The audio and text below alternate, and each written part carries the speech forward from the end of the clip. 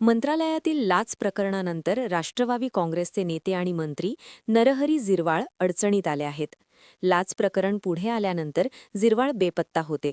आज ते उपमुख्यमंत्री सुनेत्रा पवार यांची भेट घेऊन आपली बाजू मांडणार असल्याचे समजते.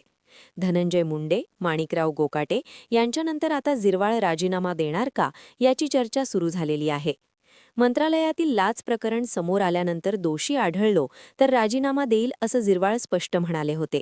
आता या प्रकरणात दररोज नवनवे पुरावे समोर येत आहेत.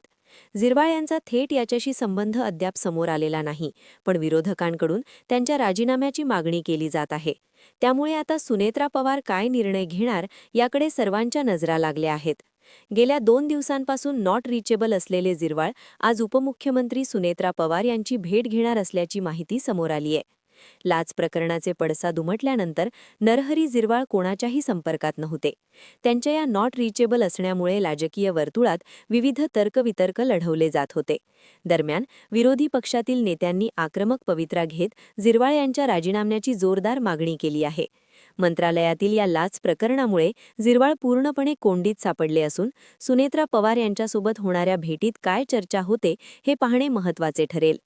मंत्रालयातील लाच प्रकरणातील आरोपी संदर्भातील महत्त्वाची कागदपत्रे आज न्यायालयात सादर केली जाणार आहेत. पुराव्यांच्या आधारे आरोपींच्या शिक्षेत वाढ होण्याची शक्यता वर्तवण्यात येत आहे. या पार्श्वभूमीवर सरकार आता झिरवाळ यांच्याबाबत काय भूमिका घेणार याकडे सर्वांचे लक्ष लागले आहे. त्याआधीच आज झिरवाळ सुनेत्रा पवार यांची भेट घेणार आहे.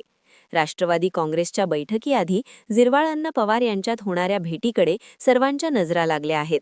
झिरवाळ राजीनामा देणार का, याबाबत तर्कवितर्क लावले जात आहेत.